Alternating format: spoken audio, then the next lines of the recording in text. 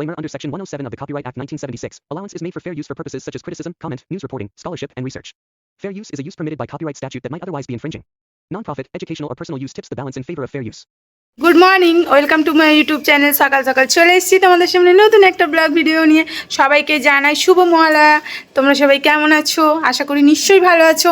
তো কারা কারা মহালয়া দেখেছো অবশ্যই কমেন্টে জানাবে। কিন্তু আমরা তো ঘুমাইনি, 4টের সময় উঠে পড়েছি। 4টের সময় উঠে একটু ধূপ টুপ দিতে হয়, যেহেতু ছোটো থেকেই দেখে আসছি মায়েদের কাছে যে মায়েরা ঘুম থেকে উঠে 4টের সময় ধূপ দিয়ে তারপরে টিভিটা অন করে। তো আমিও সেটাই করেছি। সকালবেলা ঘুম থেকে উঠে 4টের সময় উঠে পড়েছি, উঠে পড়ে ধূপ টুপ দিয়ে তারপরে টিভিটা অন করেছি। আর টিভি দেখতে দেখতে একটু চা করে খেয়ে নিয়েছিলাম। তো তখনই একবার খাওয়া হয়ে গেছে, আর দ্বিতীয়বার চাটা খাইনি। তো এখন চলে এসেছি, যেহেতু বাবুর আজকে স্কুল নেই। তো আজকে রান্নাও সকাল সকাল কোনো ঝামেলা ছিল না, রান্নাটা একটু বেলাতেই বসাবো। আর এখন একটা টিফিন বানিয়ে নিয়েছি, যেহেতু বাচ্চাগুলো খাবে সেহেতু আজকে টিফিন করেছি চাউমিন। আর আজকে তো ডিম রান্না করতে নেই বন্ধুরা, যেহেতু মহালয়া। তো নিরামিষ একটা চাউমিন বানিয়েছি জাস্ট সয়াবিন দিয়ে। তো তোমরা কি সয়াবিন দিয়ে চাউমিন খেয়েছো? তো আমরাই বানিয়েছি। তো চলো, এই যে চাউমিন বানিয়ে দিয়েছিলাম বাচ্চা দুটোকে, দুজন মিলে চাউমিন খাচ্ছে। এই যে হরি আর এই যে বাবু। এইদিকে তাকা, শুধু খেয়েই যাচ্ছে। আর এইটা তো পেটুক ঠাকুর, শুধু খাবে, পড়াশোনা নেই কো। আর আমি আর মাহি দুজন মিলে একটু লেবু জল খেয়ে নেবো, প্রচণ্ড গরম করছে। সকালবেলা একবার বৃষ্টি হয়ে গেছে। আজকে মনটা একটু খারাপ, যেহেতু মহালয়া, তাও সকাল থেকে মনটাও খারাপ করছে, যেহেতু মা অনেক দিন ছিল, কালকেই মা চলে গেছে। কিন্তু এটাই তো মেনে নিতে হবে, মা তো আর আমার বাড়ি সারা জীবন থাকবে না।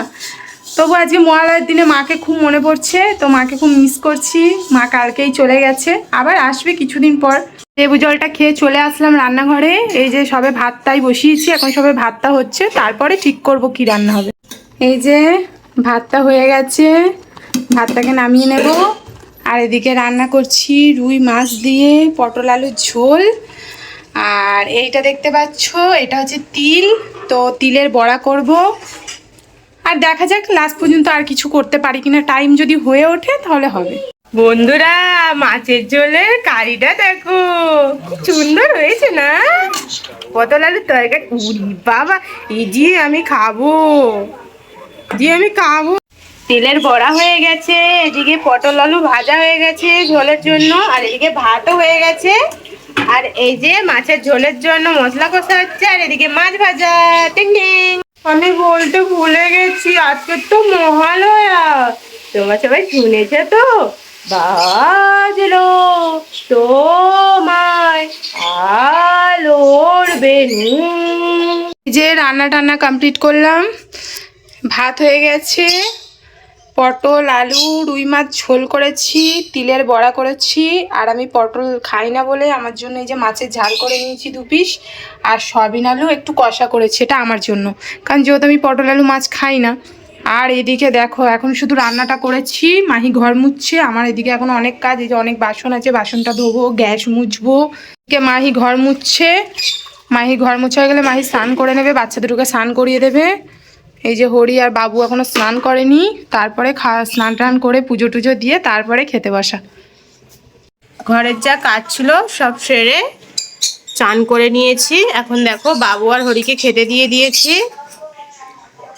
বাবু কি করছো? হ্যাঁ, তুমি কি করছো? ভাত খাচ্ছো? কি দিয়ে? আচ্ছা। হরি আর বাবু খেতে বসে পড়েছে, ওদেরকে খেতে দিয়ে দিয়েছি। এবার ওদের খাওয়া হয়ে গেলে আমরা খেতে বসবো। তো তোমাদের সবার খাওয়া দাওয়া হয়ে গেছে তো? এবার আমরা খাওয়া দাওয়া করবো হরি আর বাবুর খাওয়া হয়ে গেলে। তো আজকের ভিডিওটা এই পর্যন্ত।